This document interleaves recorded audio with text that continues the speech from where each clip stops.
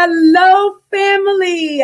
Welcome to Transformation Experience 2021. This is your host, Dr. 𝗘𝘅𝗽𝗏 Williams, and I am super stoked. I am so excited to be here with you today. Why? Because I know that when you leave here, if you stick around with us this entire time, there will be value added to your life. So we have a panel of amazing leaders that are out there changing this world. And our specific thought for today is change you, and then we go out and change that world. So listen, start a watch party. Share this with your friends. Tell them, join the Change Your World movement. But first, we're going to be changing ourselves. Now, how is this format going to go? We're going to be with you for just a short time.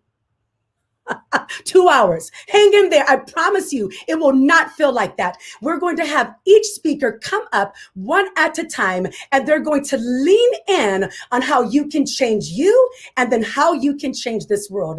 And then at the very end, I'm going to invite the entire panel back up, and we're going to lean into some questions so that we can add value to you. So without further ado, we're going to welcome our very first speaker. You're going to see her bio first, and then she's going to lean in for a few minutes, and then I'll be back with you soon. Enjoy. Born at Selfridge Air Force Base, Michigan, raised in the Midwestern town of Toledo, Ohio, and after completing 4 years of high school junior ROTC, Alicia LaDonna Marie Mitchell joined the Air Force National Guard and was assigned to the 180th Tactical Fighter Group of Ohio as an intelligence operations specialist. As her life shifted, so did her career. Alicia went on to join the active duty Army, became a combat medical specialist, was awarded a 4-year Green to Gold Army ROTC scholarship, graduated from college, and received her commission as a United States Army officer. She served as a registered nurse in the Army Nurse Corps, and after 9 years of honorable military service, Captain Alicia Mitchell decided to close the military chapter of her life and pursue her purpose as a civilian.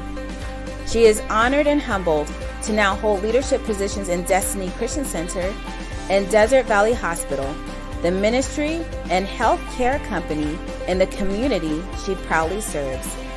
On December 9th, 2020, she had the amazing privilege of pivoting again and became a member of the John Maxwell team, and has since gone on to be certified as a speaker, trainer, and coach of the John Maxwell Certification Program. Although she is immeasurably grateful for her achievements over the years, her real biography is this: she has a mission, vision, goal, focus, purpose, and destiny to bring hope to everyone she is given, and that God would forever use her for His glory. Everyone give a warm welcome to Miss Alicia Mitchell.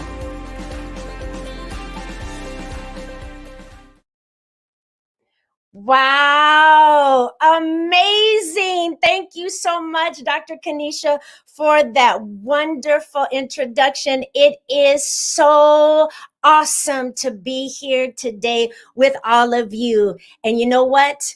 I am going to lay right into it. So let's go. You know, I was on a mentorship call with Ray Popham. And he said this, he said, you can't build a business until you build yourself. And when I heard that, it resonated with me, because I said, no, you can't build a business before you build yourself. And really, you can't build anything before you build yourself. Now, I will say this, it is possible to build things without building ourselves first. We can just look in society right now in every stream of influence and see how things have been built without building self first. But we clearly see that those things were not built well, and they were not built to last. They were not like Ford trucks. They were not built to last. In Kevin Costner's movie, The Field of Dreams, 1989, many of you all remember that movie. The voice kept telling him, if you build it, he will come. Now, I don't know about any of you all, but for years, I thought the voice was saying, if you build it, they will come.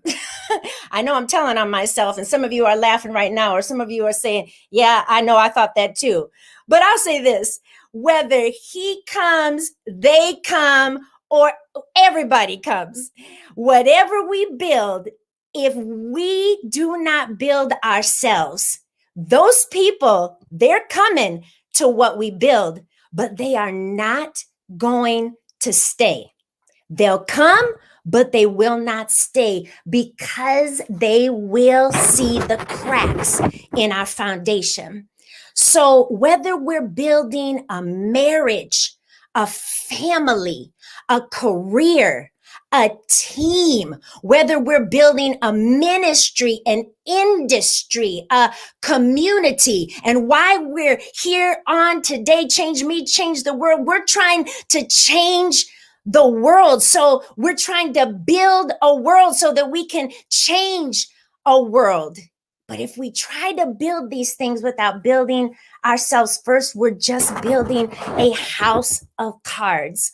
I remember when I was young and we would build a house of cards. We would build that first floor, and then we built that second floor. And when we built that third floor, we just kept going up and up, trying to see how high we could build that house of cards. And then somebody, not intentionally, but somebody would just walk by, and the slightest breeze of them just walking by would knock our house down. That's the same thing that happens to us if we try to build something without building ourselves first. The slightest wind of adversity, the slightest wind of affliction, the slightest wind of conflict comes, and it will come. It will come.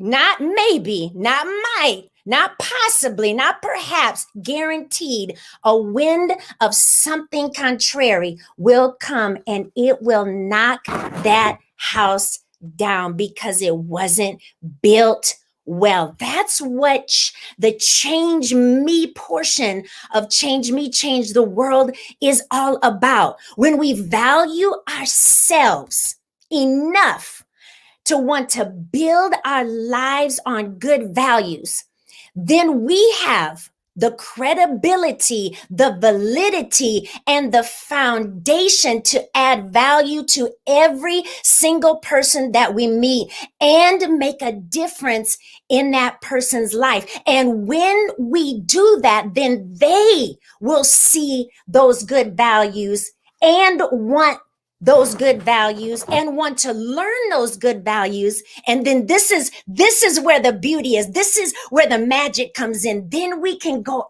out and change the world together. There's a poet named Buna Muhammad, and he said, if the whole world were blind, how many people would you impress? I said, wow. Because all of us go out and we put our best foot forward and we put our best mask on. We put a facade on. We put a persona on. And we go about in our lives and in our day shining like diamonds. Yes, we do. And glittering like gold. But if no one could see us, would someone be able to hear? Would they be able to feel? Would they be able to experience hope? Would they be able to experience generosity? Would they be able to feel acceptance and care and compassion and empathy? Would they be able to feel, experience, hear, and really see without seeing love coming from us if they could not physically see us? It's something to think about. It's like Dr. Kanisha says in her transformational norms, self-awareness, know thyself. Now, someone is going to see this broadcast later, but those of you who are watching, There's some of you right now that you feel like you're a lost cause. When we're talking about all this greatness and change me, change the world, somebody is feeling like, well, where am I at? Because I wasn't taught good values. I wasn't raised in a household that had good values. I didn't see good values modeled. And then you grew up and you became an adult and without those values, and you feel like the cycle just keeps cycling, where that value deficit might have led to a life of crime or a life of addiction or a life of promiscuity or a combination of all of those, or maybe none of those. Maybe it just led to a lack of direction, that value deficit. Maybe it's led to a lack of direction or a lack of focus or a lack of ambition or just to an apathetic life, which really can be just as dangerous as those other things that I mentioned. And many times when we're brought up that way, society tries to brand us with this. And some of you that are educators, you're not going to like how I grammatically say this, but I'm going to say it anyway. Society tries to brand us with saying your mama and daddy weren't nothing. You're nothing. You came from nothing and you'll never be nothing. But I heard Mark Cole, one of my mentors, say, you've got to defy the lie that you are not valuable. I said, you got to defy the lie. Well, that's what he said.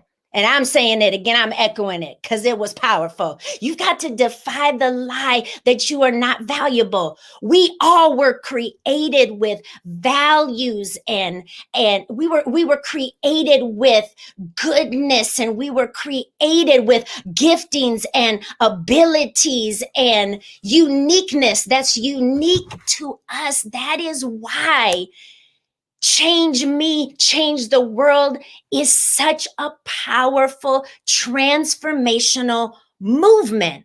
Because as our Papa says, Papa John Maxwell, he says, anyone, anywhere, doesn't matter what we've come out of, doesn't matter how we grew up, doesn't matter what our parents were or were not. It doesn't matter what we're in even right now. Anyone, anywhere, at any time. And now is the time.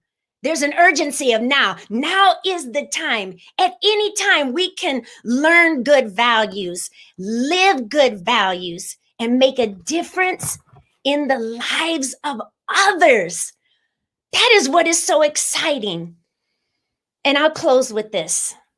I was in the Army, as you saw in my bio, and in the Army, we learned how to march and we learned how to march others. It's called drill and ceremony. And you can lead thousands of soldiers by marching them wherever you wanted them to go, as long as you gave them the proper commands. They could be going in one direction, you give them a different command, and they'll go in a totally different direction. As a matter of fact, they could be going down the wrong way or in the wrong direction, and you give them a different command, and you can totally change their direction in the completely opposite direction while they're in movement, while they're moving. Catch that. While you're moving, you get a proper command, you can turn in a completely different direction than the way that you're going. I have marched down several wrong roads on several different occasions in my lifetime, and sometime down the same road, the same wrong road, multiple times. But someone valued me enough to teach me that I'm valuable. And they taught me good values and taught me that there's a better way. And someone watching this right now, you may be going down the wrong road. But if you don't remember anything else that I said today, just give yourself a different command. If you don't remember anything I said, just remember this: give yourself a different command. And if you don't know what to give yourself, if we're going down the left road or going left, call yourself the command right flank march. While you're moving down that wrong road, just call yourself a right flank march. Call yourself a different command because you're valuable and you're worth it. Let's get on this road called Change Me Together. Come on, let's get on this road called Change Me Together, family, so that together we can and we will change this world. Thank you so much. It was wonderful to be able to spend this time with you today. Whoa, my. Miss Alicia, if you're going down the wrong road, call a different command. How beautiful. And I love that analogy of what you made between your military career and how you brought that to us as potential world changers and active world changers. So thank you, Miss Alicia. We're going to put you back in the waiting room, but don't leave because we're going to have her come back on at the end. So I hope that you guys leaned into that. Now we're going to play the bio for our next speaker, and you are in for a treat. I'll tell you why. Here's a secret. This person's my personal coach. That's right. I had the pleasure of tapping into his wisdom every single week. So let's hear his bio. He's going to come pour on, add value to us, and then I'll come back with you in just a few moments. Gary White is an executive director with the John Maxwell team and has traveled internationally with John training leaders. Gary is the author of Becoming a Highly Defined Leader. He has been instrumental in the successful advancement of companies from sales and real estate to hospitality and construction services. Gary is dedicated to increasing the impact a company has on its customers, employees, owners, and community. His high-definition coaching program has inspired and empowered clients across the spectrum of professional and executive services. Everyone, please welcome Gary White.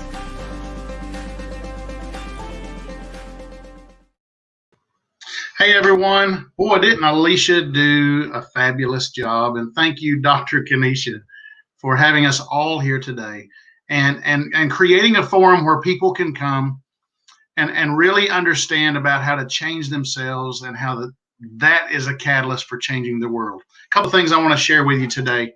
I want to start just talking about that change. First of all, I want to share with you that change is not something that happens to you. Change is something that happens through you. Here's why I'm saying that. Because if it's real change, if it's real transformation, it'll spread. If it doesn't spread, it's dead. If it's not alive in you, then it won't pass through you. Real change is not something that just happens to you. It's something that happens through you. Now, there's an inference of purpose with that. I want you to grab that. There's an inference of purpose that it's way bigger than you. It's way bigger than just your sphere of influence. There's an opportunity to change the world through you. I want to share with you today a few identity gaps, that we have along our way. And in preface to, before we get to those identity gaps, let me set the stage for you just a little bit. I want you to picture that life is extending in every direction. Okay, life is kind of like this piece of paper. Okay, but without borders. It just keeps extending. Life just extends in every direction. Life is ever reaching. It's ever living. It's ever giving. It continues to extend in every single direction. And you and I exist on a timeline. You and I exist on a timeline within this vastness that we call life. We exist on a timeline, and we operate within a realm of which we have complete dominion. I'll say it again. We operate in a realm on this timeline in life, this realm of which we have complete dominion. And as we move along this timeline, we come across some intersections, some experiences in life, experiences on this timeline that'll present us with a couple of paths. One path is the path of fear and doubt. And the other path is the path of faith and forward movement. And all of these are ideas. Fear is simply the idea of the lack of what is important to you. Fear is the idea of the lack of what is important to you. Faith is the substance of things hoped for, the evidence of things not seen. Fear is an idea. Faith is as well, and then faith has a substance attached to it. With all of these ideas move into beliefs. All of these ideas move into beliefs. Those beliefs produce emotions, move into behaviors, and give us results. And you will see these two paths within this realm of which you have complete dominion. And that realm is called the realm of choice. No matter where you're at on the timeline of life, and you intersect with these experiences, there'll be a couple of paths that will show up. One that is fear and doubt, one that is faith and forward movement. And all of that is within a realm of which you have complete dominion, the realm of choice. So let me just talk for just a second about this path of fear and doubt. And the reason I want to talk to you about that is because it's something that comes very natural to each and every one of us. It's a hurdle. Okay, a hurdler coach knows that they can't teach you how to hurdle, that no two people have an identical rhythmic pattern. And so a hurdler coach knows that they have to simply help you get in tune with the rhythm that exists on the inside of you that'll help you clear that hurdle. So we come along these hurdles of fear and doubt. And when we get into fear and doubt, there's three questions that are going to show up. There's three questions that just show up. Can I? Should I?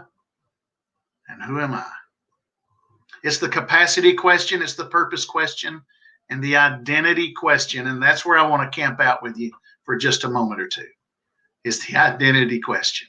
Because there's a couple of gaps there. When we get into that, who am I? There's a few gaps there that we can get stuck in. And I want to share with you what those are. First of all, we can get in the identity gap where we identify ourselves by what we have. You know, people can be brought to a new place in life, shown a new level of life, a new level of adding value. And many times they will return to function on the level that they call normal. We all do it. We've all done it. Somebody will introduce me to a higher level of thinking, and I'll say, yeah, that's great. I think I can change myself. I think, as Alicia said, and as Dr. Kenesha has said, I can change myself. I can change my world. I think that's great. That's a great idea. I think I might like to do that someday. I'm just not sure that I should. And I mean, who am I? Who am I? So we identify ourselves many times by what we have, because the results that I've been getting, that's who I am. I've tried things before and it's never worked. And the results that I've been getting, that's who I am. That's the first gap. The second gap is we identify ourselves by what we do. We identify ourselves by what we do in life, even what our job is, even what our experiences and our position in life is. We identify ourselves by what we do, and we can get stuck here. We can get stuck here by seeing ourselves only fit for that which is identified by what we do or that surrounds what we do. The third gap is we can identify ourselves by others. Now, this happens a lot. Listen, if I go down the path of fear and doubt, I'm questioning myself. I have this identity of by what I have, by what I do, and then I'm going to compare myself to others. I want to encourage you with this. The moment that you compare yourself with others, you've already, in the background, you've already put an X by your name. The only reason you compare yourself with others is there's a belief that's operating like a computer program. It's operating in the background that says you're not sufficient. You're not good enough. Look at what you have. Look at what you do. Look at them. You can never be like them. So when we get into that path of fear and doubt and those questions, can I, should I, who am I, and that who am I, boy, we can really get stuck right there. Let me tell you who you are. You are a source of life. You are an offspring of the giver of life. You are a source of life operating within a realm of which you have been given complete dominion. You have been given complete dominion. That means you can choose. You can choose the pathway of faith and forward movement. I promise you. Fear and doubt, never won a race. Fear and doubt, never climbed a mountain. Fear and doubt, never built a company. Faith and forward movement is always the path. You see, fear says no way. Fear says no way. Faith says this way. Faith will always call you to take a step forward. So let me give you a few tips. Let me give you a few tips. Whenever you're identifying yourself by what you have, identifying yourself by what you have, challenge the idea, and then get better incrementally. Get better incrementally. Do something every day that brings a positive change to your life. Do something that inches you forward. I believe it was Ralph Waldo Emerson that spoke of that excellence in people's lives is made up of the mundane things that we do day after day after day. Get better incrementally and realize those new results. Whenever you're identifying yourself by what you do, I want you to plug in what I call the purpose metric, okay? The purpose metric, purpose is serve. There is no purpose outside of service, and you fulfill your purpose through service, through your uniqueness, your gifts, the things that you are naturally good at is how you fulfill your purpose. And it will naturally be aligned with your passion. I'm very passionate about inspiring. I'm very passionate about igniting confidence in people. I'm very passionate about casting vision and clarity. Can you tell? And I know that I'm fulfilling my purpose whenever I'm doing just that. And thirdly, whenever you identify yourselves by others, I want you to acknowledge that there's always more. Because here's one of the lies. Here's one of the lies. I love that. Defy the lie. That was really good. Alicia shared that earlier. Here's one of the lies when you're comparing yourselves with others. That you don't even realize that lie is there, but it is. When I'm comparing myself to someone else, there have been times that I've said, oh, I could never rise to their level. You've probably said the same thing. I can never rise to that level. It's almost like I have placed them on a pedestal and this level is the limit. Now I've just entered this whole realm of limited thinking that where they are at is the limit. So here's how you beat that one. You acknowledge that there is more and that more is available to you. If I were to ask any of you, do you believe that infinity exists? If I were to ask you, do you believe infinity exists? I think everyone would say yes. Infinity is a law. It is irrefutable that there is always another level to rise to. There is always a higher value that you can bring. Acknowledge that there is more, and acknowledge that it is available to you. So in closing, I just want to wrap around one more time, and I just want to hit that fear is the idea of the lack of what is important to you. My personal coach, Chris Robinson, He said to me, he said, Gary, we suffer more in our imagination than we do in real life. Many times we suffer more in our imagination.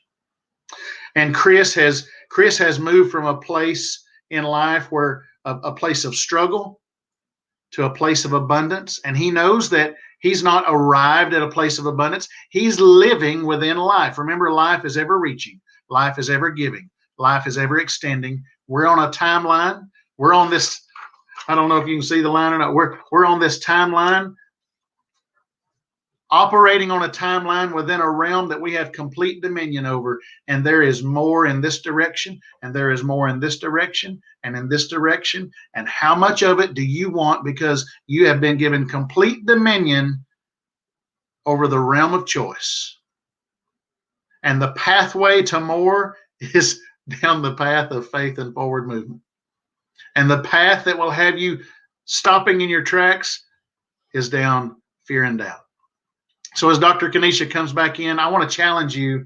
I want to challenge you to change yourself, get better incrementally, change yourself. And when you do that, you'll be able to change your world. Thank you. Ooh, my, Gary.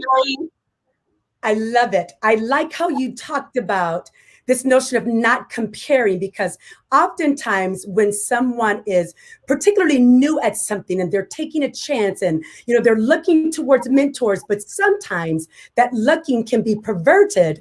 And now we're longing.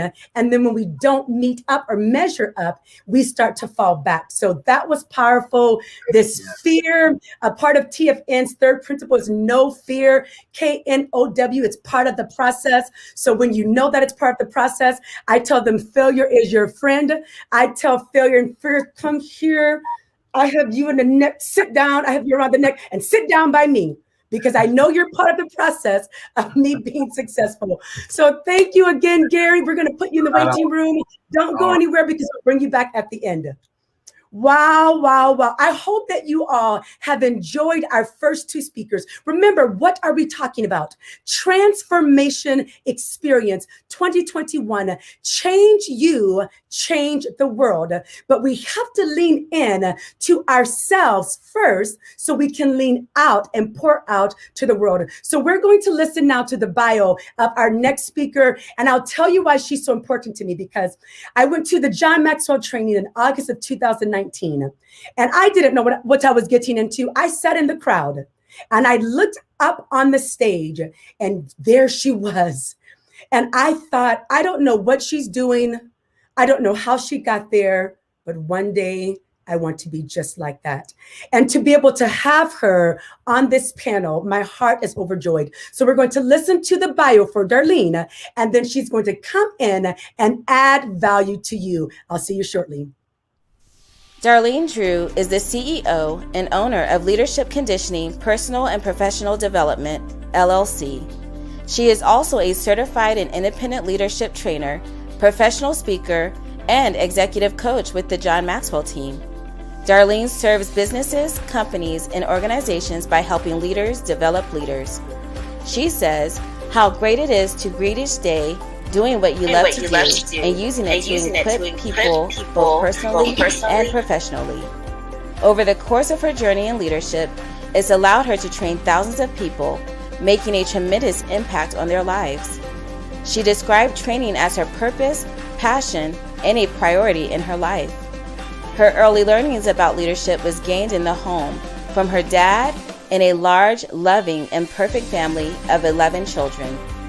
It was further inspired through growth and working for both good and bad leaders. Her journey began in her early youth and propelled when she started working in law enforcement, beginning at the entry level as correctional officer up to senior executive service warden.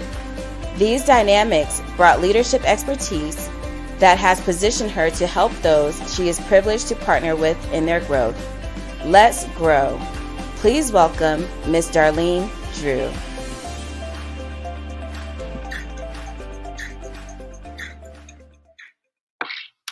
Hello, everybody. It is my pleasure to be here with all of you, and my heart just goes out to Dr. ค์for this vision and for all the work that she's doing. I thought what I'd do today is ask you some questions and ask you to walk with me on this journey. So as we talk about transformation, here's my question for you. What are your thoughts about change? How do you really feel about it? You know, most people I know serving as a leader, when you start talking about change, it's like, I don't want to change. I want something to happen, but I don't want to change. Today, what I'm going to do is to ask you, walk with me, take this journey as I share with you how change has affected me and what transformation looks like, at least some of the ways. So does anybody here have a memory of a teacher? Do you have a memory of a teacher that affected your life? I do. I want to share with you about this teacher in the 3rd grade. So some of us have to think back and some of us have to think way, way, way back. I was in the 3rd grade and I had this amazing teacher. Her name was Mrs. Little.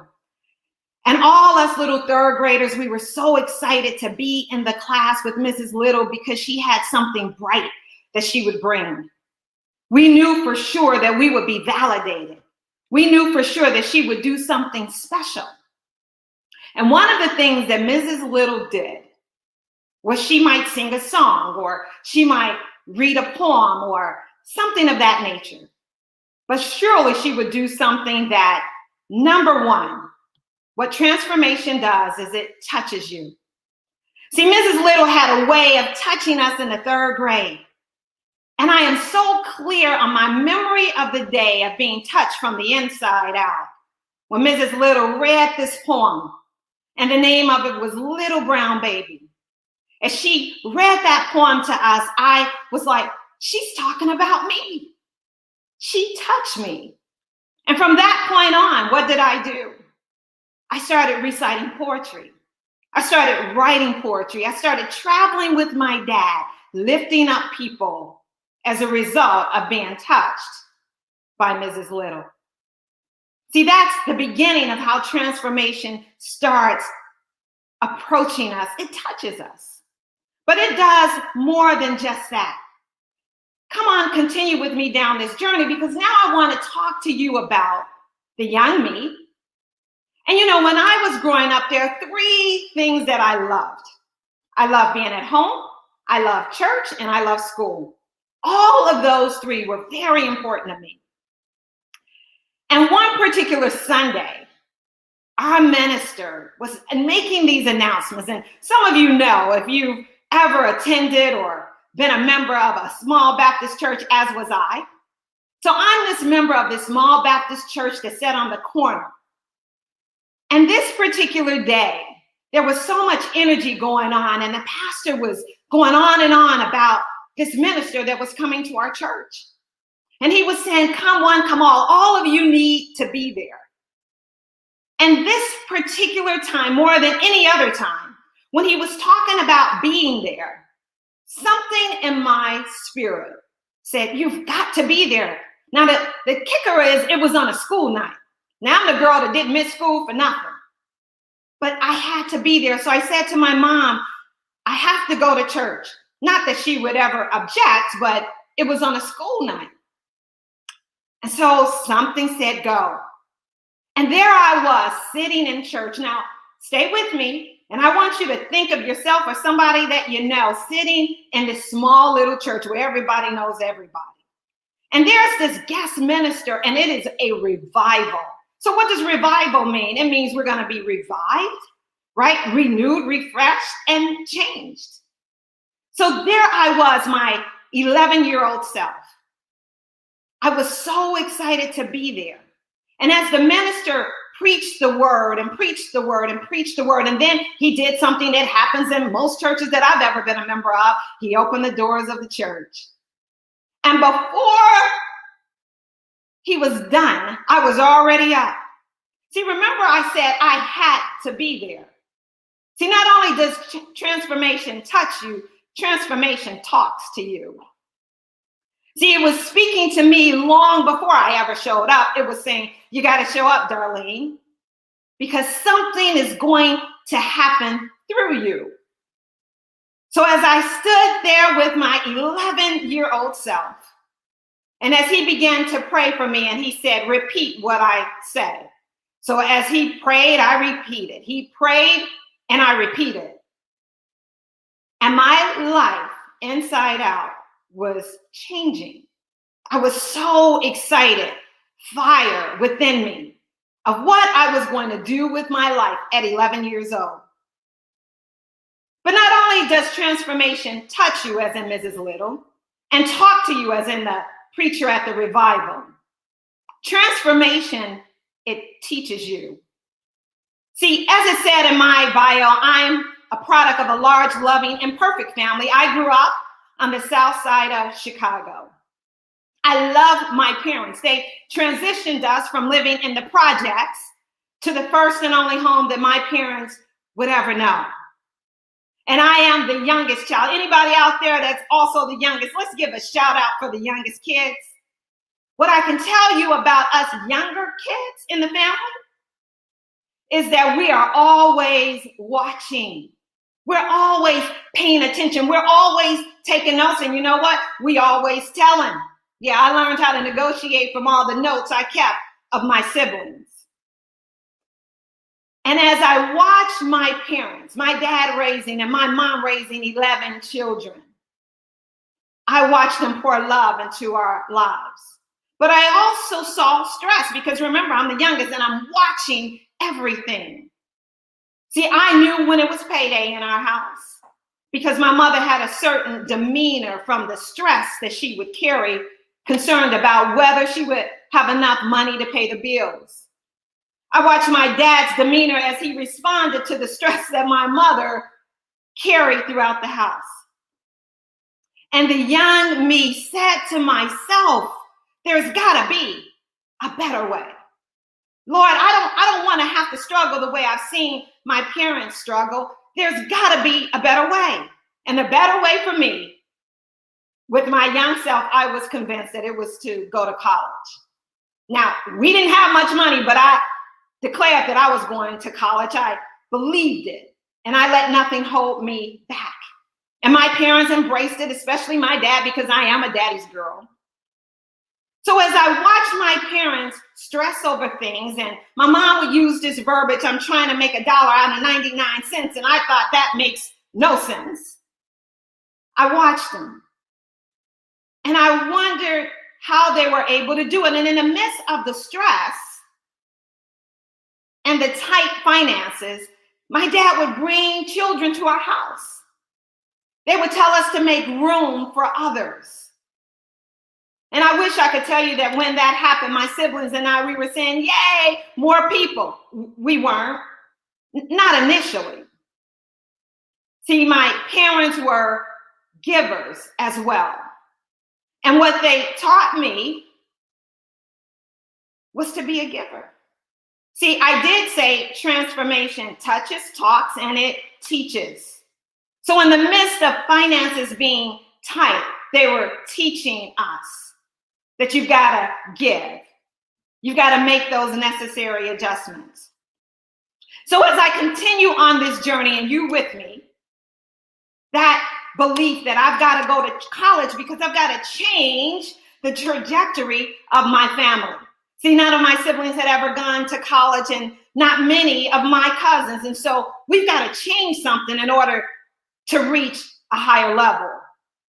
But we have to be open to it. And so everybody embraced this change that I was going to experience in my life. And so I went to college, got through college, and then it was time to go to law school because that's what I wanted to do. And I had to share with my dad when it was time to go, it was suddenly that I had this awareness about finances. See, as I watched my parents struggle with finances, I was like, no, this is not what I want. So I said, Dad, let's put off going to law school for a minute so that I can make some money. Now, my dad was reluctant, and particularly when I told him that I had this notion that instead of going to law school, that I'll work in a prison for a short term. Now, Daddy's baby girl, he really wasn't trying to hear that, but he embraced it.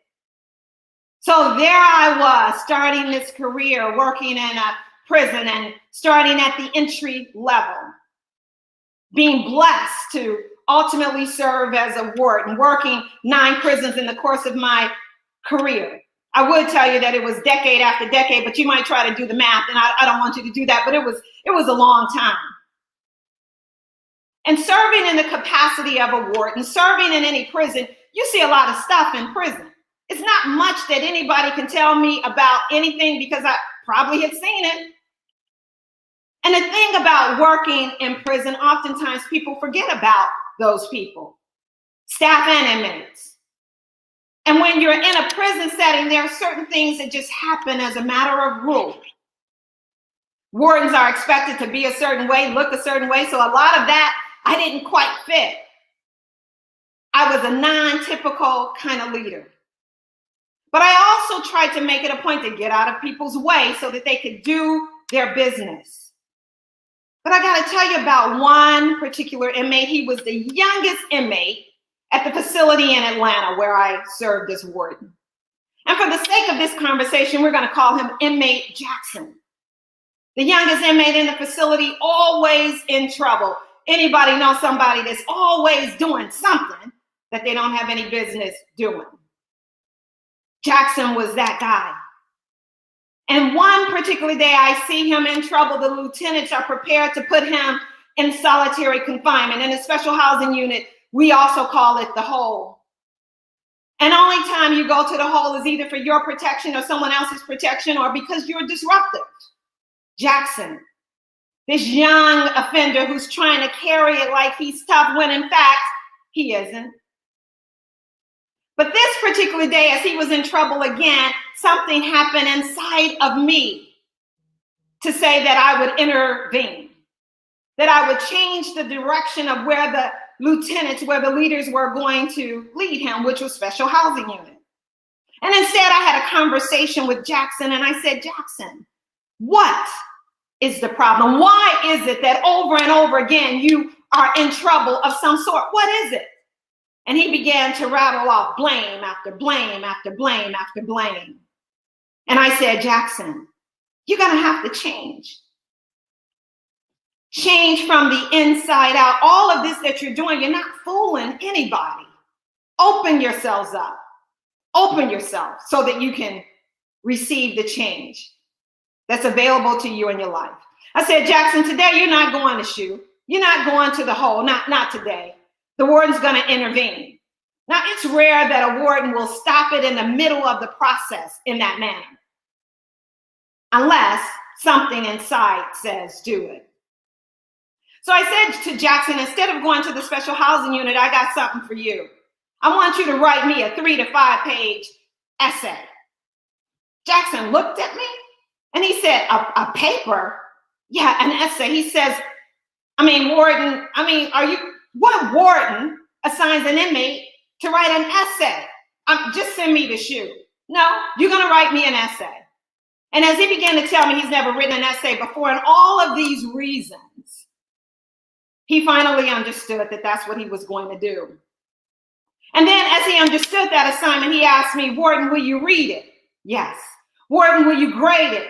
Yes. Warden, will you write on it? Yes. And then when is it due? So I gave him a due date. Now let's fast forward to the day that it was due.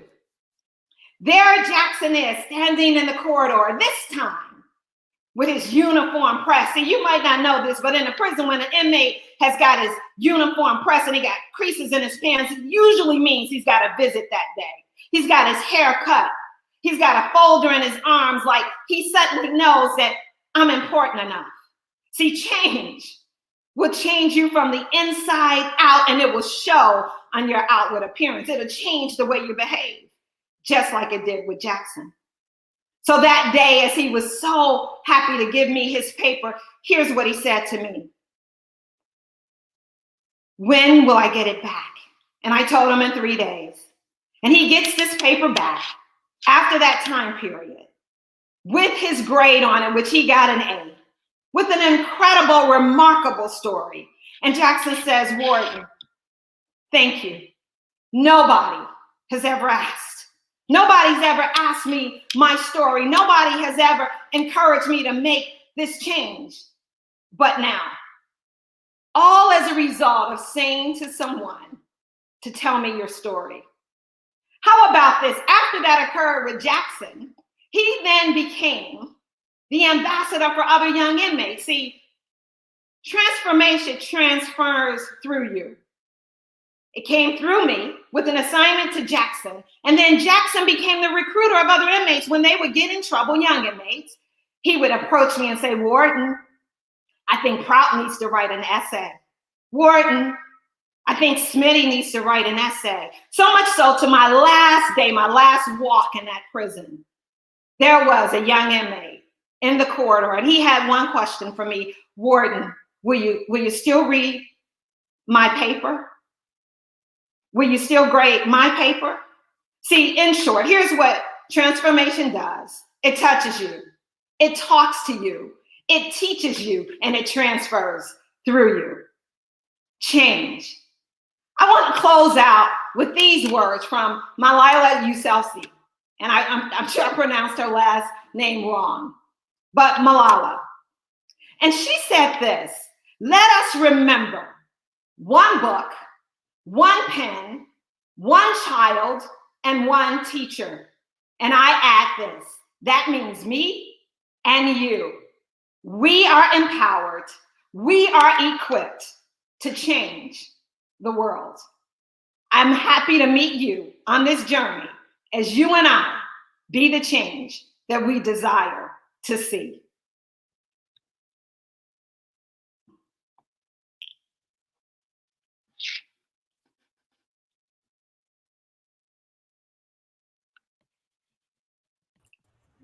I love it, Darlene. You said, Warden, that this young inmate, would you read my paper? In other words, Warden, do you see me? Warden, do you know that I'm still a human being? And then I loved how you kept anchoring back to changing from the inside out. Darlene, it has been our pleasure to have you. Thank you for telling us your story, but also the story of those who you were able to serve. So Darlene, we're going to put you in the waiting room. Do not go, because we'll bring you back at the very end. Thank you so much. Guys, I hope that you are enjoying Transformation Experience 2021. Change you, change the world. This world needs us. If you're watching right now, the world needs you. But we need a whole you and a whole me. And that starts by changing ourselves first, and then we reach out and change the world. So we're going to play our bio for our next speaker. I love this guy. I remember seeing him over a year ago. I thought, who is this young superstar? Who is he? What is he doing? Listening to his story. So you are going to be tremendously excited for our next speaker, Twan. We'll watch his bio, and then he'll come to add value to our lives. Twan Nguyen is a leadership and branding coach that helps kingdom coaches and entrepreneurs increase their social media influence and impact through client conversion strategies. He is also a John Maxwell certified speaker and trainer and best-selling author. His story, From Prison to Purpose, has been featured on many stages, including Fox 26 News and Returning Citizens magazine. Twan is a master connector and motivator that will inspire you to invest into your leadership and communication. He believes that your influence and impact will determine your income. Everyone, please give a warm welcome to Mr. Twan Nguyen. Hey, what's going on, everyone? Hey, you guys do me a favor and let's get some engagement here. What a wonderful, powerful event this afternoon. Like, I just think about, what God has brought me through. And I want to start off with asking you this question right here is, what are you called into the marketplace? What's your calling in the marketplace? And I want to dive into my story because I have a very unique story and testimony of how God literally took me from prison to purpose and called me into the ministry and launched me into the marketplace. All right. So you guys bear with me, right? I love starting off and telling people I've always been in high ticket sales, but I always had the wrong product. You see, I wanted to be a change maker, and how I did that was with wrong products. So of course, just through discovering my purpose, just trying to find my place of value in this world. I landed myself in prison, not once, not twice, but yeah, your boy went to prison 3 times. Come on, somebody. Can someone say that God's grace is sufficient? You see, God's grace can take you places hustling can't. Unfortunately for me, my hustling allowed me to come to this very quiet place where I had to learn how to sit for a season. And when you learn how to pause, not only does growth catch up with you, but your prayers catch up with you. I remember praying many times in my life where, I asked for God to change me, right? And that's exactly what happened. So, through this 16-year sentence, I did 5 years, I discovered that I had this call for leadership. And one of the key words I want to use today is, what's your calling in the marketplace? You see, I didn't know what was in my hands. And I'll say this, your calling is what's in your hands. Your purpose is what's in your heart. See, I knew I had a purpose in my heart, and that was to transform lives and to develop leaders. I had no idea on how to cultivate that. So God allowed me to literally go to prison, not once, not twice, but 3 times, to understand that I had the calling in my hands. That's when I really grew in my leadership, was when I was in prison. So funny story, maybe it's not so funny. I was actually a prison gang leader. And through becoming a prison gang leader, I learned the power of influence. Come on, somebody type influence there. See, I don't know if you guys know what it's like to lead a bunch of inmates. It's one of the most challenging things that you can ever go through and also grow through. But it was the best experience because I learned the art of connecting. And connecting is one of the greatest attributes anyone can ever have because it increases your influence in every single situation, right? So I went from a prison gang leader to a ministry leader. And then I also became a Toastmaster president. And I became this influencer inside prison walls. And I started realizing that what God had placed inside me was what made me valuable. So I want to focus on the gift right here, because the gift and the calling was what made room for me in prison to discover John Maxwell. Now you see all these books here, and I got to go off script. I wanted to share my story with you guys today. Through this book right here, I discovered John Maxwell, and I started teaching John Maxwell principles inside prison, watching a bunch of VHS tapes. And in that moment, there was this story. Like John was talking about the law of the price tag, and he's speaking to like thousands of people in this video. I'm sitting there in prison at the edge of my seat, and John just finishes speaking, and this young man comes up to John, and the young man says, "Hey, John, hey, I love what you do. As a matter of fact, I want to do what you do. You've been sitting here drinking water and talking about leadership, cracking jokes. Everybody's laughing. I'm counting X times thousands of people here." And he goes, "You're making a lot of money doing this." And the young man says, "I love what you do, John. As a matter of fact, I want to do what you do." And that was me. That was me in prison wanting to make a difference because I had this yearning to become a great leader. I was in leadership, but going back to what was in my hands. And so the next thing that John said to this young man literally was that aha moment. You guys have had that aha moment, that defining moment in your life where you're like, that's it. What John said was this. He said, "I understand you want to do what I do, but I'm not really impressed about your dreams."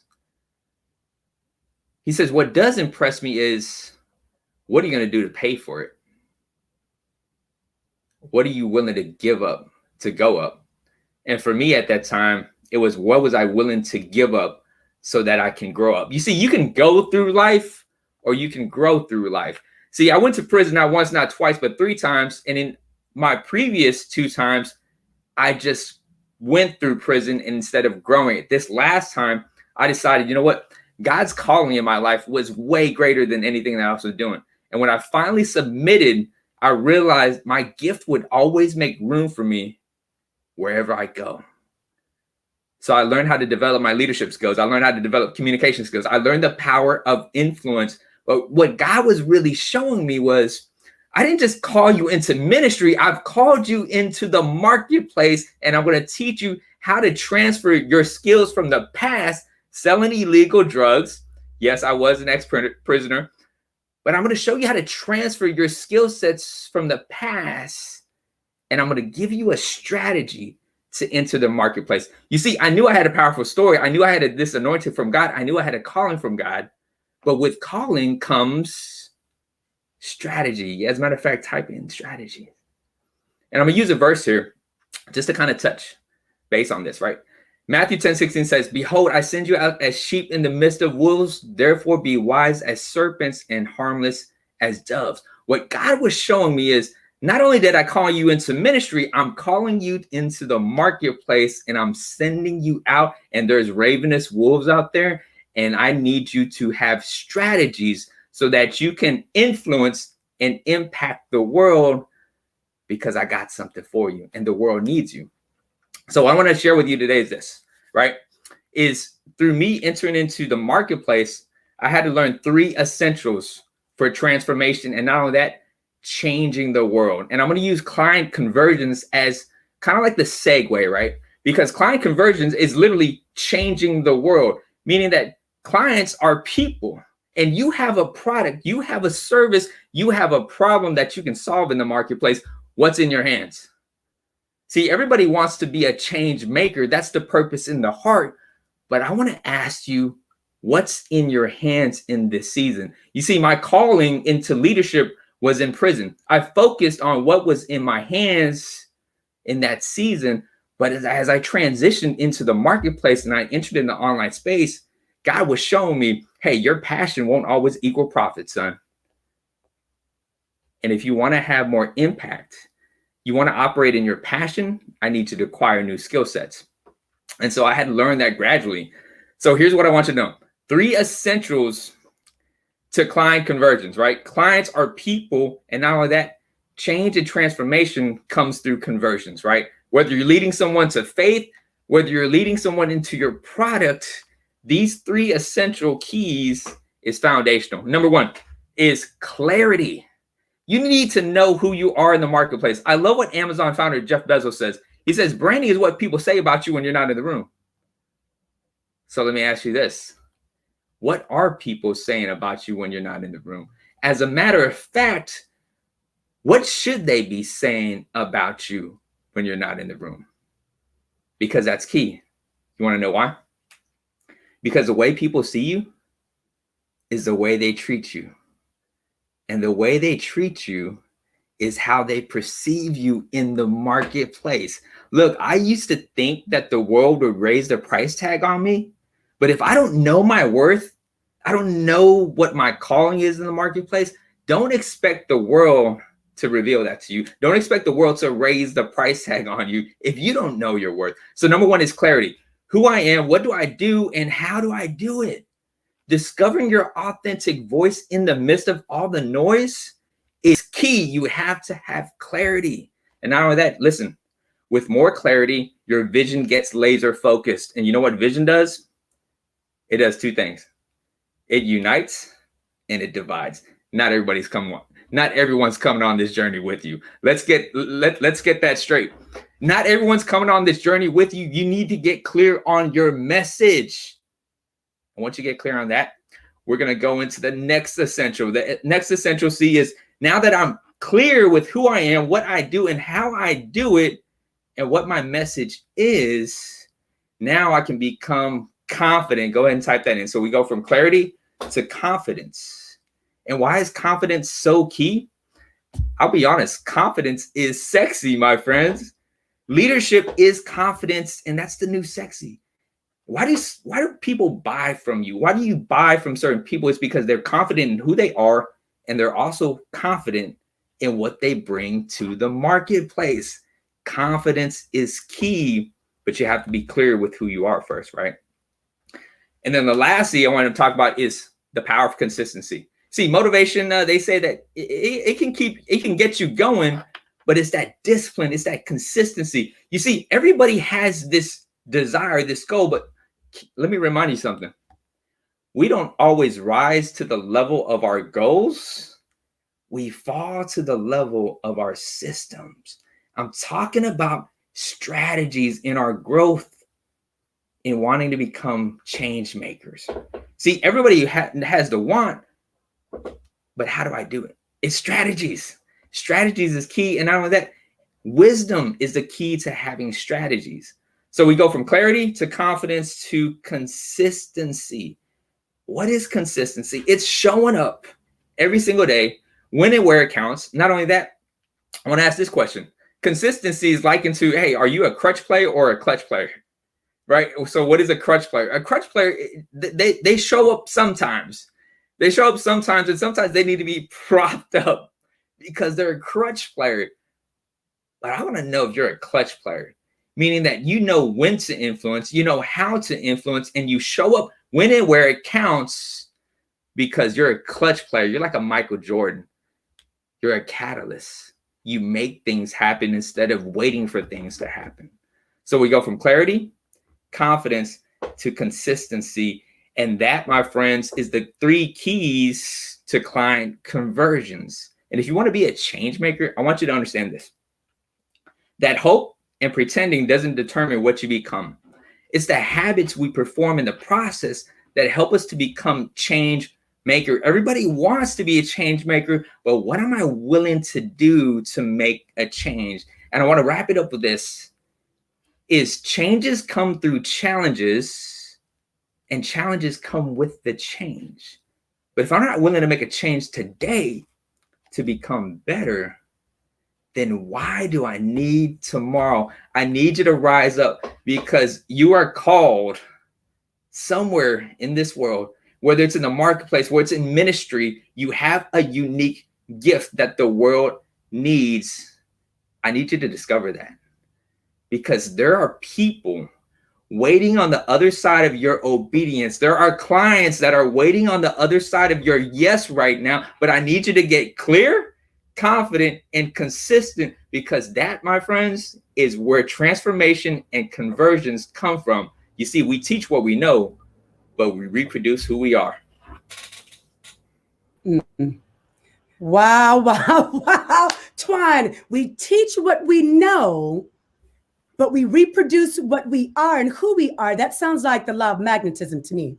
And I'm not going to lie. I'm way back at the beginning, Twan, with your testimony. Not 1, not 2, but 3 times you said you went to prison. But that's not the end of the story. I love this. But God told you from ministry now to the marketplace. And my friend, you are doing not some things, a lot of things to change the world in the marketplace. So thank you so much for adding value to us. Hang out in our waiting room. We'll bring you back at the end for questions with our panel. So family, I hope that you have been enjoying, again, this transformation experience 2021. And guess what? I am going to be your next speaker. So I'm going to share with you just a few minutes of my TNT Tuesday episode, and then I will be the next voice that wants to add value to your life. I'll see you soon.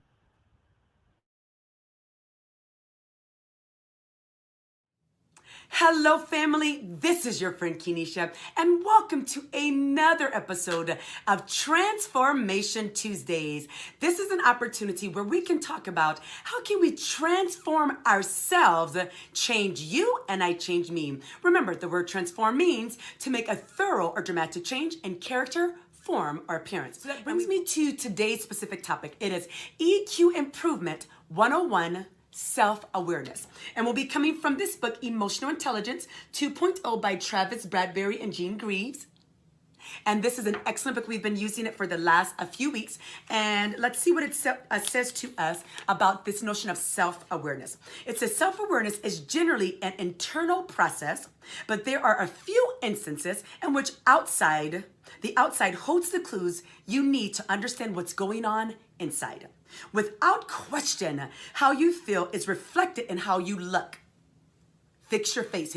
Has anyone ever told you to fix your face? It says your facial expressions, posture, demeanor, clothes, and even your hair all say important things about your mood. Are you even aware of that? It says your demeanor also says a lot about your mood, but the message often gets twisted because most times we're unaware. It says it's important to notice your mood and consider its influence upon your demeanor. Is the look that you are projecting to the world one that you have chosen, or one that your mood created, or one that you tend to lean on by default? So as we're being self-aware, I want you to think of these strategies. Know thyself within. Know who you are. Be honest with yourself. Don't lie to yourself. Who are you really within? Know thyself without. How do you manifest to other people? You can figure that out by asking them. And then know thyself all. Meaning, who is the you in private and who is the you in public? So I'll leave you with this thought, this question. How can you improve your self-awareness this week so that you can increase your emotional intelligence? Remember, we want to be people of transformation, but in order to do that, we have to transform ourselves. This is your friend Kenesha. I love you. Have a great day.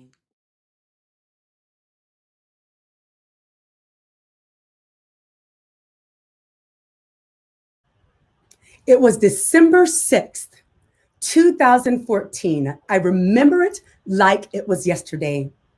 All of the people that were important to my life, we gathered together on that Saturday morning. My bosses came, my staff came, which that's a whole nother story in and of itself, because we had gone through our transformation together. My brothers and sisters flew out from Louisiana, Texas, California to California. The people who are closest to me in my life came. And the two people who I adored the most outside of my parents, my spiritual pastors, they were there. And why were we in this place? Destiny Christian Center. Why did we come there on December 6th? To celebrate me! That's right. We were there to celebrate me. And the part of me we were celebrating, this was my opportunity, my coming out party to get my doctoral degree. You see, on December 6th, I defended my dissertation. And at the end of this, a meeting with all of the people that I love the most in the world, they pronounced me Dr. Kenesha Louise Williams. Celebration. But 13 months later, we were in the same place with the same people, less a few. But this time we were not there to celebrate my dissertation. We were there because it was the culmination of my life's destruction. You see, as we are world changers, we have to ensure that we are changing you. I change me before we go out to change the world. So you see, December 6th, I stood up before the people and oh my gosh, I defended that dissertation. And boy, I did a pretty good job, I would say. But 13 months later, I stood up again. But there was no defense this time. I had to describe the destruction that I led my own life into.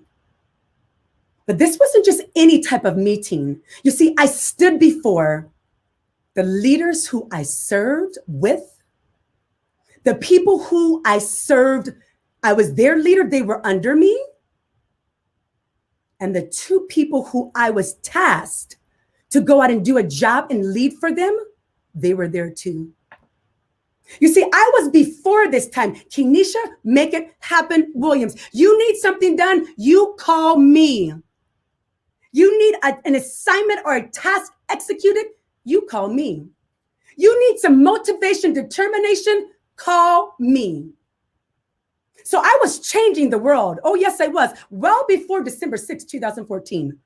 And perhaps you may say, well, I don't know you. I'm just tuning in. I've never heard of you. Well, maybe I was not changing your world, but I was changing somebody's world. But in 13 months, how do you go from being at the top of the game to being in the base of your own life? And see, we can fail privately. That hurts. But when you fail and your destruction is now made public, that you almost cannot come back from that. So you might say, how did you do that in 13 months? It wasn't 13 months. You see, because I did not steward me, it had been years. I was making things happen. I was getting degrees. I was buying new houses. I was making six figures. I was changing the world. I had something called success and a lot of it. But over the years, because I had not taken the time to do the primary, which is to focus on me. I heard one of my friends today, they said, leading from the inside out. Darlene said that. Because I had not intentionally focused on that, I relied on what I was doing with my works, with my leadership, with my charisma. And now I had this degree, the highest degree in the land. So I'm good. But when I had to stand before those people, loss of position, loss of respect, loss of influence. And if all of that wasn't bad, what hurt me the most, out of the people that I respect and admire on this earth the most, outside of my parents, I lost their trust. Because you see, it did not matter how many people I got to join the auxiliary. It did not matter how anointed we were. It did not matter how many recruits I could get, because I was changing the world. You see, my mentor and friend, Dr. John C. Maxwell, says, the hardest person to lead, it's not your kids, it's not your spouse, it's not your neighbor, it's not your job or your ministry. The hardest person to lead, and Michael Jackson helped us with this, it's the man and the woman in the mirror. So how can you have seemingly success, multiplied, manifold success on the outside, but be dying on the inside with multiple warnings over and over and over, but I'm leading well, so I'm okay, over and over and over. But I just got this promotion, so they like me, over and over. Oh, but they accepted me, and now I have the highest degree in the land. Failure, over and over and over. And I don't mean the type of failure where it's an accident, we're starting a new business, so I don't mean that. I mean the failure that happens on the inside. I mean the failure that happens and no one can be blamed except for the man and the woman in the mirror. You see, that's why in our transformation experience, yes, we want to change the world. We already know the world needs change. We know that. And we know that you and I together, we are the world changers. But my friend, we have to take a pause and take a look in and down. And what do we see? Because my concern is perhaps we have people changing the world, but the hardest person to lead and change has been making the same mistakes over and over and over and over. And so you see, if it were just me, then maybe okay. But the people that I influenced with that loss of position and the integrity issue was so deep, I could not go away privately and quietly, right? Sometimes you can just send someone away quietly and no one has to know. But guess what? That had already happened multiple times. But because I was changing the world, I did not lean in to change Kenesha. Oh yeah, Dr. Kenesha. So because of the over and over and over, what was now private had to now become public. So the people that I served, the faith that they put in me as a leader, destroyed. The trust that the leaders put in me, as I alluded to earlier, destroyed. But I'm changing the world. So what's my message for you today? What am I trying to say? I want us to take a step back and look within. So I've got a few questions for us. And I've got 5 questions. Here's the first one. Do my actions align with my beliefs? You see, because I had beliefs, strong ones, specific ones, but my actions and my beliefs were misaligned. So first question, as we're talking about this notion of change you, change the world, do my actions align with my belief? Here's what John Wooden said. He said this: be more concerned with the character than your reputation, because your character is who you really are, while your reputation is merely what others think. So are you living as a person of character, or are you living like I was, as a person with reputation? Question number 2. Do I consistently make decisions reflecting high character and integrity like I say I do? Now, you guys may say, now, wait a second, you're a bit heavy here. Listen, let me tell you this. Let's lighten it up a little bit. So I call this one the midnight at the spotlight. So stoplight. So my friend and I, we were coming home from a movie late one night, obviously not in the last year because of this pandemic. And we were at a red light. So I took a left turn. Nobody's there. Who's going to wait at the red light for 60 seconds at midnight when nobody's there? So I took a left turn to drop her off. And she had the audacity to look at me and say, why did you do that? I didn't answer. But perhaps, and I know that that was in the season where my beliefs and my actions were misaligned. Because you see, in the daytime, filled with other cars, and in my city on Highway 15, we call it going down the hill. If I was going down the hill and there was a stoplight there, I would have never made that left turn because people were around. But because of the midnight at the stoplight, my actions did not align. Now that's light, but I want you to go deep as you're asking yourself this question. Third question, think about this. Does my life reflect integrity from the inside out? Now, back in 1982, Tylenol, if you've ever heard the Tylenol deaths, there was a massive poisoning and several Tylenol bottles. And 7 people actually died, 3 of them in the same family. One of the family members took the Tylenol and passed away. The other 2 family members, because of their distress, they took Tylenol and passed away. 7 people died from taking what was called this poisonous Tylenol. And when it was traced back that it was because of the Tylenol, it said within 1 hour, the president of Tylenol said, pull every single bottle from the shelf. Leave none of them there. Family, the statistics say that it cost them $100 million. That move cost them $100 million. It was only in 6 pharmacies and grocery stores, and only 7 people died. Why would I pull all of the bottles from the shelf? And when asked, here's what was said. When we started this company, Johnson & Johnson, here's what they said. We started with an internal principle that we would always live by integrity and with integrity.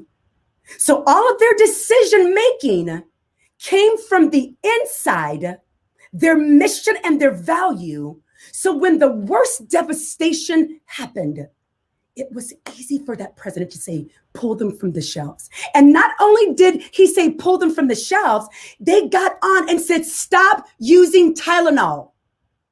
You mean the company that is producing Tylenol is telling their customers to stop until they can figure it out? And they had the nerve to even launch hotlines that if someone thought that they were poisoned or needed support, this is what they did because of question number 3. Their life, their company reflected integrity from the inside out. The question is, as world changers, are we doing the same? Question number 4. Can I describe the foundation of my life?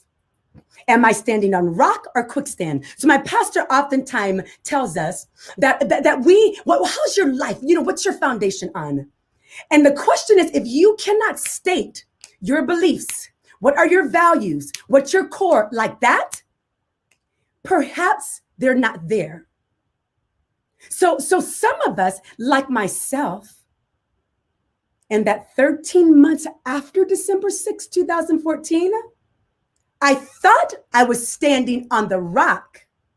I thought because I'm changing the world, I'm affecting the world for good. I am hashtag, and put that in the chat box, like my friend Twan said, put it in the chat box, hashtag I am an influencer. But was I really? Because I wasn't influencing the very first person that I've been called to influence. So I thought I was on the rock. I thought my foundation was sturdy, but really it was quicksand. And here's the thing about quicksand I learned. They're little bitty pieces of rock. And formed together, they give the appearance of stability. But if not a close look, influencers, you can walk on a beach, you can walk in the desert, and if we're not careful, if we're only focusing on what we're doing on the outside, reputation versus character, if we're only focusing on that, and we never ask ourselves this fourth question, it could be that we think we're on rock, and when we take that next step, we sink down because we were never on the rock. We were on little bitty pieces of rock. And how many of you know there's no safety there? And for our last question for today, now that I know all of this information, Dr. Kenesha, you're like, wow, wow, wow, wow, wow. Bring the other speakers back up. They were not as heavy. Now that I know all of this, here's my question. What changes am I willing to make? Now, I'm going to tell you the most sophisticated phrase right now than all of these speakers. I want you to get ready for it and lean in because it's going to be big. What do I do now that I've asked myself the first four questions? I feel like we are in 3 stages. First stage, number 1, get ready for sophistication. You might be in the stage of deep dookie. That's right. That's where I was. My life was in the state of deep dookie. I had some problems. I had some issues that were bigger than me, that my outside service of changing the world could not help or heal. So if you are in deep dookie like I was, enlist support. Do not be ashamed. Do not be afraid, my friends. Get some support. That's what I did. And obviously you can see that I made it out of that deep dookie. You might be in the second position. You're like, oh my gosh, I am not that bad off. You might be doing okay. You're not that bad off, but you know you're not quite where you need to be. So eradicate the excuses.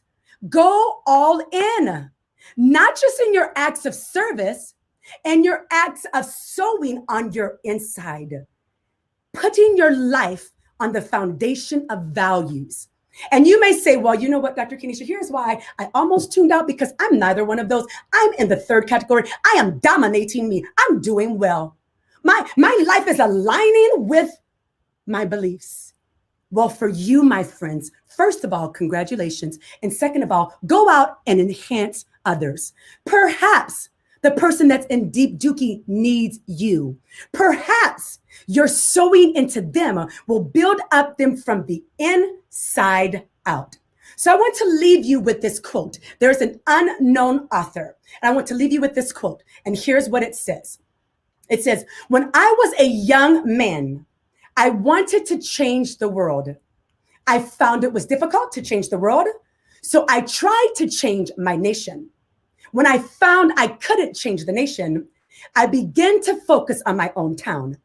I couldn't change the town, and as an older man, I tried to change my life. And here's what the author goes on to say. Now, as an old man, I realize the only thing I can change is myself. And suddenly I realized that if I long ago had changed myself, I could have made an impact on my family.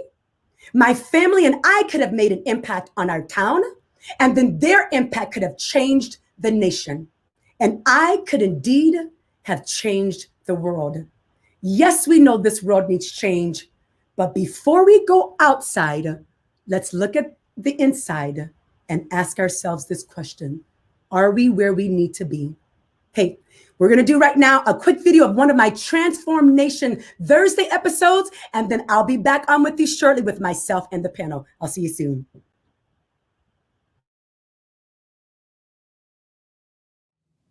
Hello, family. Welcome to another episode of Transformation Thursday. Remember, on Transformation Tuesdays, we're talking about all how we can transform ourselves as individuals. How can you change you? And I change myself. But on Thursdays, we're talking about transformation. How can we go out and have an impact and an influence on our families, our communities, our jobs, city, state, and this world? So think about this. You draw who you are. If on a scale of a 1 to a 10, if as a person, as an influencer, I am a 2, that's pretty low. Do you think I would be attracting 9s, other people who are 9 if I'm a 2? No. If I, on the other hand, am a 7, 8, 9, then in my organization and the people who I attract to me to be able to influence, they're going to be 7, 8s, or 9s, or just below that. So you attract who you are. So let's become better, a better you and a better me. Here's another thought. You duplicate what you do. So the people who you attract, they're going to do what you do, not do what you say. So if you are out there being an influencer and listening to others and admitting when you're wrong, then others will duplicate that. We're talking about emotional intelligence, EQ benefits. Strong leaders, strong people that are self-aware draw those same people. And then they're going to duplicate what they see you doing. And then finally, you deposit what you have. So what is in me, what is in Kenesha, I deposit into others. It doesn't matter what I think I want to say for people to do. What's in me comes out. And that's eventually what I will deposit into others. So if I want strength in others, I first have to be strong. So I want to leave you with this thought, this question. What is your plan to ensure your EQ is high so that you can influence more people? Hey, I want us to go out there and change this world. First, it starts with us. And then we want to go out and attract other strong people. This is your friend Kenesha. I love you. Have a great day.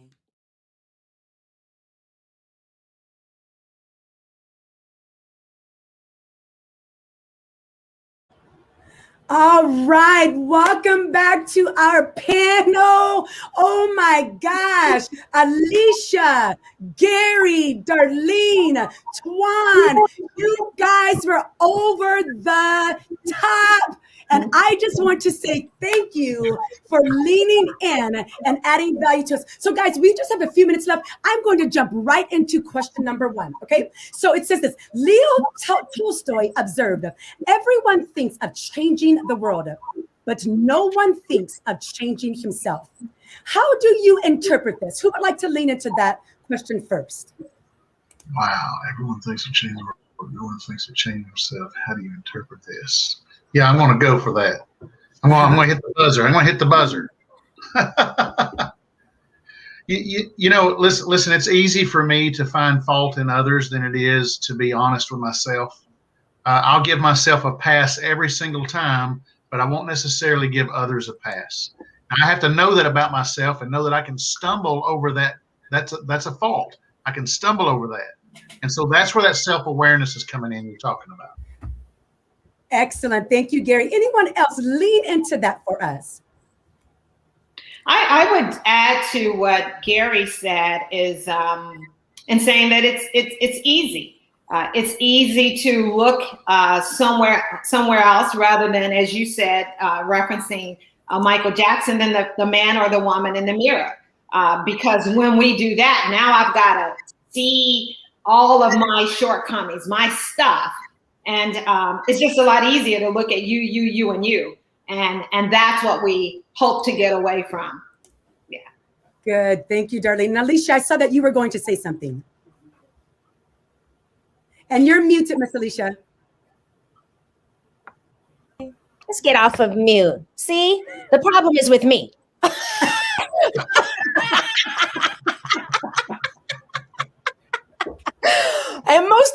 think the problem is with everyone else. Surely I'm not the problem. There was a perfect object lesson. No, we are the problem. I'm the problem. And thinking we're not the problem is the problem. And I remember Job in the scripture says, the root of the matter is in me. So if I can just look at me and stop looking at everybody, then maybe we can really get something done outside and in our family, which is the world. Good. Thank you, Miss Alicia. Twan, tell me, lean into that. What are your thoughts there? I'd have to say you have to know yourself to grow yourself. So you can't develop others and make a change until you first change from within. And so one thing that comes to mind when I was looking at my leadership journey and going to prison, like I wanted to be a great leader, but leading first had to start with me. And so, you know, you can't outperform your self-image, right? And so I often think about what we said earlier. It's so much easier for us to teach what we know, but are we really living out what we're saying? And that's what came to mind, is know yourself to grow yourself. And without that, you can't develop other people. So good, Twan. Thank you for that. All right, guys, we're going to go to our very next question. So our next question is, in a time when it appears that people are focusing on others and they're looking to place blame on other people, how do we as leaders and influencers resist the temptation to focus on other people and not ourselves? How do we resist that temptation? Then how can we be intentional about focusing on our own actions and growth? Who would like to lean into that one? Oh, Gary, come on. I'm hitting the buzzer. Come on, Gary. Come on, Gary. It's you. The word is because. For me, because I can't, because, and this is wrong, because, and I'm pointing, well, why don't we take the word because and just separate it? And why don't I be the cause? Why don't I do everything that you all have been talking about? I've been wiping tears while all of y'all been giving your speeches, and I'm like, oh my gosh, the world needs this. Because that's the answer. Boom. Oh my, ooh, be the doggone cause. I like that, Gary. I love it. Someone else, lean into that for us.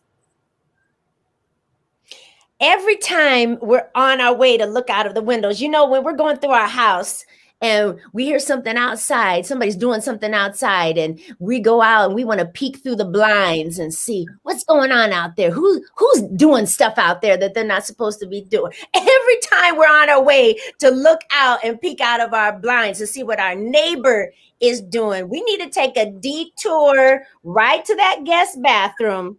And like you said, like Michael said, the man in the mirror, we need to look in the mirror, take the sleep out of our own eyes before we try to talk to somebody else about getting the sleep out of theirs. Take the detour to the guest bathroom. I see Twan saying, drop the mic. Twan, you lean into that. Go ahead, friend. I'm just going to lean in with a question is, you know, what is it like to be on the receiving end of your leadership? And it makes me think, like, looking at the man in the mirror, would I want to be led by Twan Nguyen? So just I'm just saying, that's how you reflect and just take a look at yourself. One thing that came to mind too is quit trying, start training. Ooh. Quit trying and start training. A lot of times what we do is we say I'm going to try, which means I'm just giving you a half-hearted attempt, which is bound to always fail because it's an easy way for us to cop out. But when I actually train to become, it's because I have the end in mind, and every task that I do has a purpose behind the reason. Way different versus me saying, I'm going to try or I'm going to make an attempt. No, I'm going to train versus trying.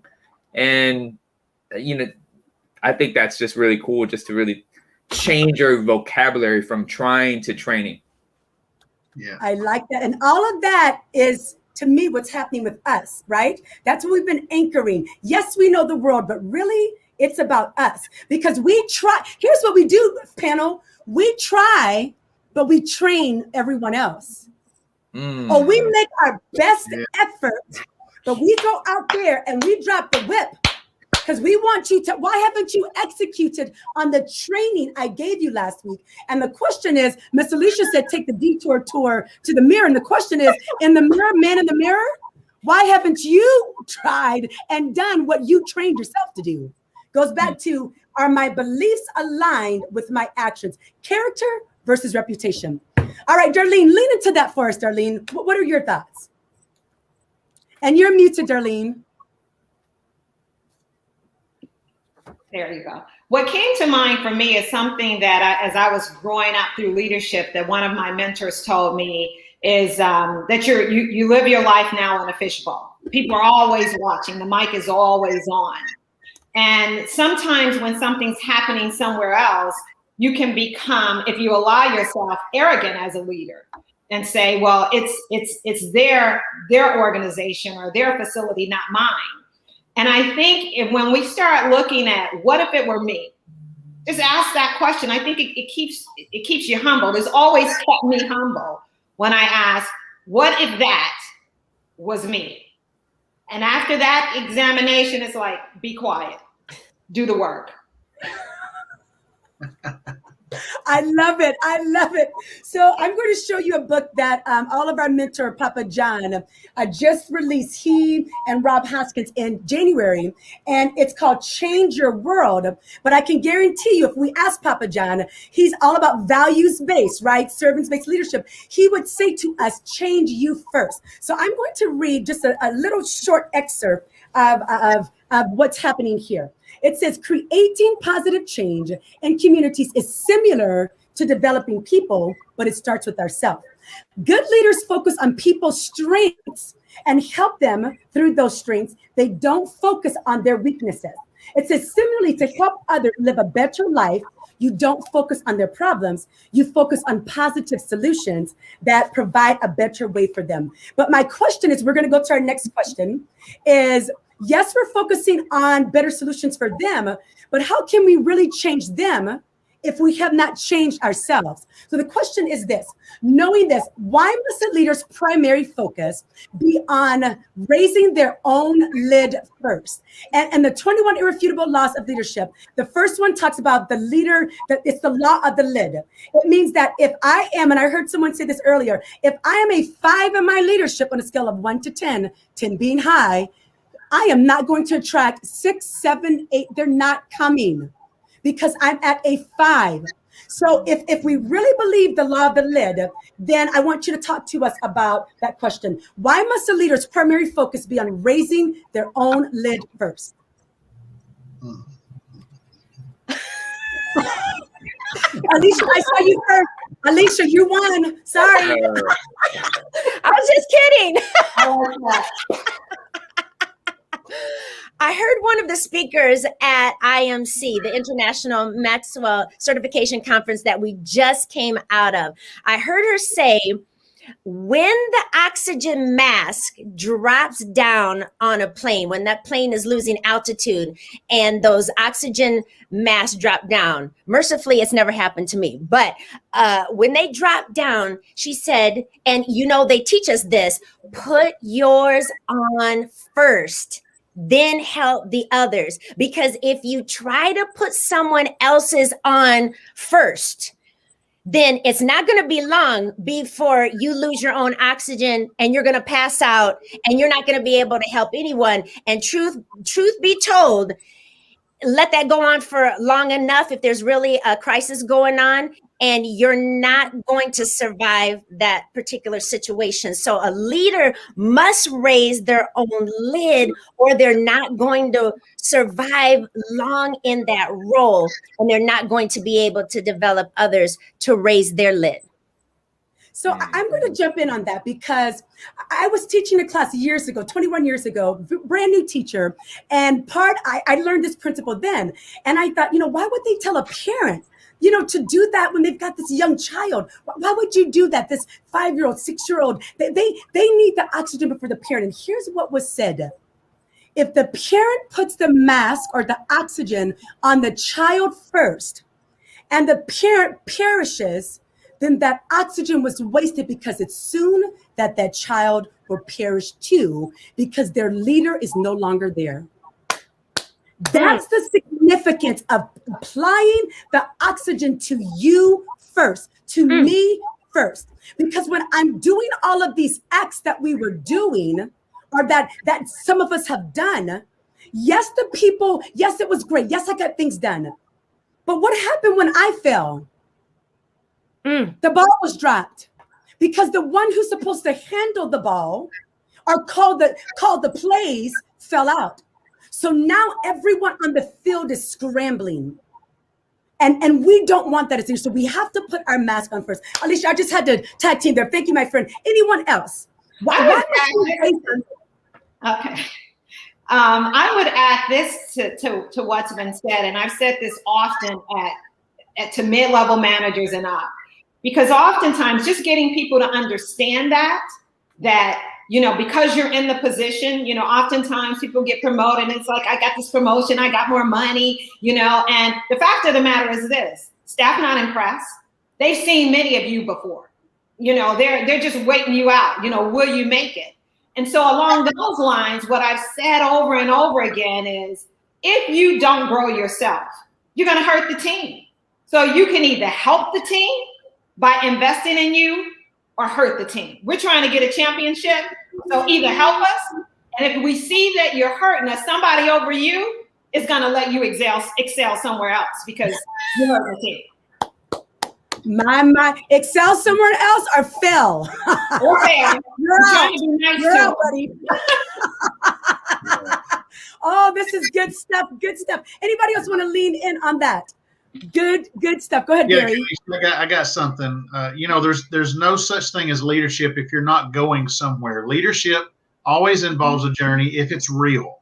Okay, and it always involves taking others to a place that's better if it's real. That's why I said change is not something that happens to you, it happens through you, because if it doesn't spread, it's dead. If leadership, you've got to be taking somebody to the top of the mountain. Now, because it's always about a journey. If I'm the mountain guide, I've got to stay fit, I've got to stay disciplined, and I've got to help people get to a level. I've been up and down the mountain. I'm the mountain guide. If I'm the leader, I've got to help people get to that next level. This group may be different than the group that I had last week or the group that I had last month. I can't outrun them. I can't outpace them. I'm going to help them get there. I've got to be disciplined in my approach to take them there. And I got to be fit. I got to look like Twan if I'm going to climb the mountain, man. Come on. Twan, I believe Gary handed you the mantle. Pick up from there, my friend. What are your thoughts? Gary, that was a great segue there, by the way. It's just like bloop. I guess what comes to mind with me is, a leader first has to define the dream, right? Because without that dream, it's like, what are we going to do to get there? And so I can be a leader and just literally be capped off because I don't really have a vision of where I want to go and who I want to grow. And I love the law of Mount Everest in John's books. And he's talking about, dream teams don't come to you.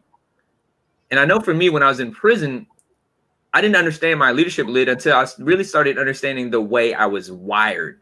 I had all these blind spots, and it's so easy for us to operate in blind spots, but it comes to that place where you're like, wait, how well did I lead? And then you got to ask yourself these 5 questions. In the influence inventory, number 1 is who am I influencing? Like, we don't attract what we want or what we need. We attract who we are. So number 1 is, who am I influencing? Number 2 is, how many do I influence, right? Number 3, when do I influence? Do I influence when I'm in the crutch or I'm in the clutch? And then you start thinking about the 4th one is, why do I influence? So it comes a time where every leader has to face the motive question. Is why do I want to be a leader? Why do I want influence? Why do I want followers? And what's my motive behind everything that I do? Because why power, my friends, is stronger than willpower. And if I see leadership as just a task versus a purpose, then it's easy for me to just go through the motions and be capped off because I don't have any desire to want to grow to new levels. And I'll stay just like that because it becomes comfortable. Well, thank you for that sermonette. I didn't know we were going that deep, but it was good. You see me keep looking over and taking notes. Why power? Now you're in the panel. You can't take notes now. Watch the rebroadcast. Why power versus willpower? That's a drop the mic. And Twan, I like that because you lead us into our last question. We have less than 10 minutes left. And here's our last question. One of my principles in my business, Transformation, TFN, is to know thyself. And Twan, you led us right here. And then more specifically, how we must lead from the inside out with intention. Talk to us, and again, briefly here, guys, talk to us about why equipping our internal self is primary, and how do we do that? How do we equip our inside as leaders? Rock versus quicksand. I'll keep it real short and brief. Winning is an inside job. What happens on the inside determines what happens on the outside. So that's the key right there. Is first understanding that, in order for me to become a person of value, I must see myself as someone valuable so I can add value in order to add value to others. Good. Oh my gosh. If we had more time, Twan, I would pick up there because that was my problem before.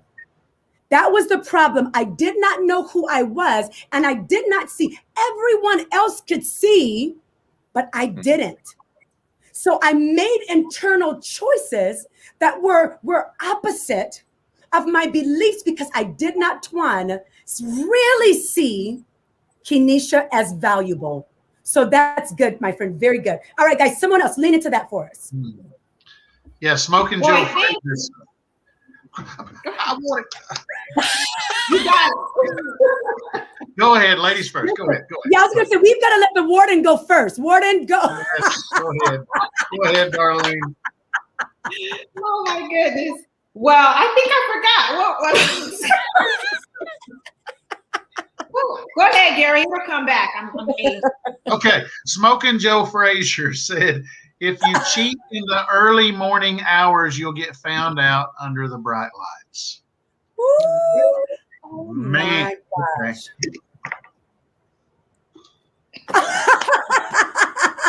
Come on, panel. Pick up those pens or pencils and drop. Go. Bam. Gary, that was good enough. Say it again. Say it again. We need to hear that again. Yeah, Smoking Joe Frazier, boxer. He said, if I cheat in the early morning hours, I will get found out under the bright lights. There's no shortcuts. There's no shortcuts to excellence. There's no shortcuts to leadership. There's no shortcuts to positive influence and positive change. So you mean degrees and money and position and cars and corner office and a John Maxwell team and I'm an executive. You mean that doesn't define me as a leader? Oh, no. And listen, Papa John said just the other day, he said, when achievement comes to your life and you reach a goal, he said, that is not success. He said, that's when success showed up. Success is what you're doing every day up to that point. The achievement, success just showed up. You're a success when you're doing those things every single day. And I'm going to lean into the opposite. Remember those 13 months? That was just when the devastation showed up. It had been happening for years. Because we always get warnings, leaders, influencers, world changers. There's always warnings, and not just one. There are warnings multiplied. And when we see things, when we see public failures, there was warning after warning after warning. So that principle works on both ends. But we're going to stay on the right side of the principle. The other thing I would add to that is, the people around us know. I mean, they see it. Particularly those that we have the privilege to serve, they're paying attention. And they know, a staff member used to use this word with me, particularly staff who are just talking about leaders, they're hating on their leaders, and they would say, "Warren, they're imposters. They're imposturing." And so the point is, people see. So if that's not motivation to get real and be honest with with oneself, then add that to the list. I would just say there's so many things at stake, and the way to do it is, instead of looking at it as a huge way, and I say this to mentees, that one step at a time.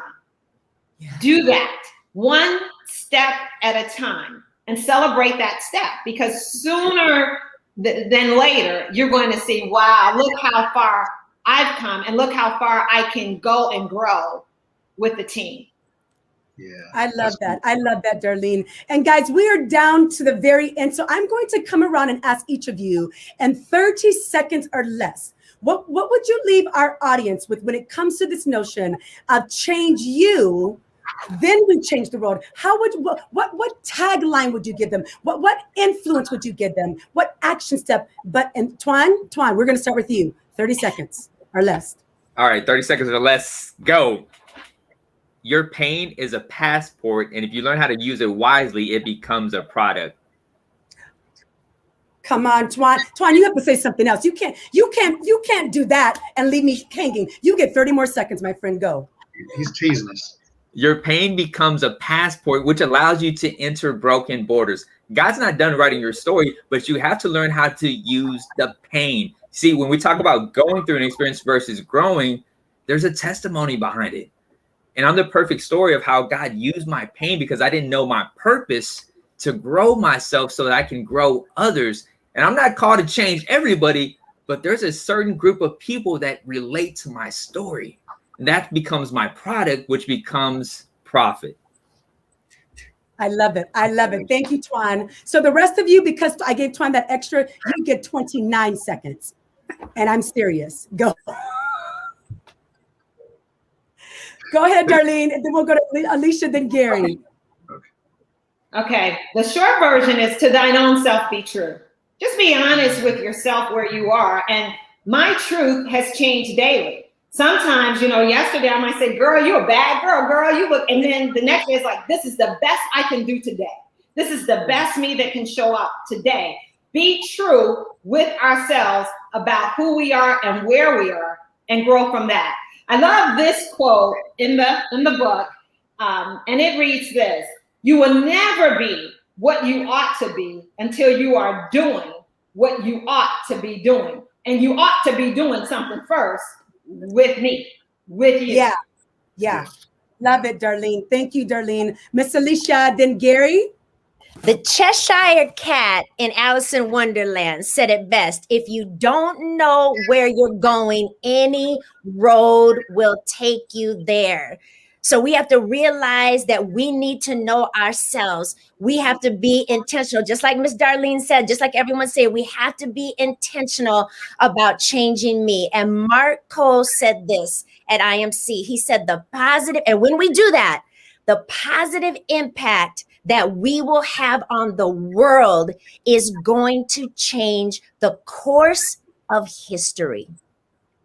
I love it. I love it. Thank you, Miss Alicia. Gary, they left you with 15 seconds, my friend. Go. I'll be the best caboose that I can be right here. See your yes, be your best, and God will do the rest. See your yes, be your best, God will do the rest. Guys, you have no idea. Thank you, Gary, how you have touched really my life first, but I know the lives of all of our viewers. Thank you so much. Please wait for me in the waiting room. I will be right there. Thank you, guys. You have been wonderful. I appreciate you. Thank you so much. So if you've tuned in today, I hope that value has been added to your life. So you may say, Kenesha, I don't know. I feel like I'm on the little bitty pebbles. Well, guess what? Remember, we are in a Change Your World movement with the Dr. John C. Maxwell team. So if you are wondering, how can I shirt up myself from the inside out? We can put that picture up there. How can I shirt up myself? Well, if you go to www.changeyourworld.com, then that is going to be a place where you can participate in transformation tables. So when you go to that website and scroll down, this will be the second portion that you see, and click right there with Get Started. If you were one of the people that you would say you were like me in deep doogie, then you're going to want to go there and join a table. But if you are all the way on the end and you say that you are dominating yourself, you are great, then you still go there and then you can facilitate a table. And guess what, my friends? It's all free. There's no charge. The only thing we're trying to do is change this world. So I hope that I've added value. I hope that my friends have added value. This is your friend Kenesha. I love you. Have a great day. Change you first, and then we're going to go out and change this world. God bless.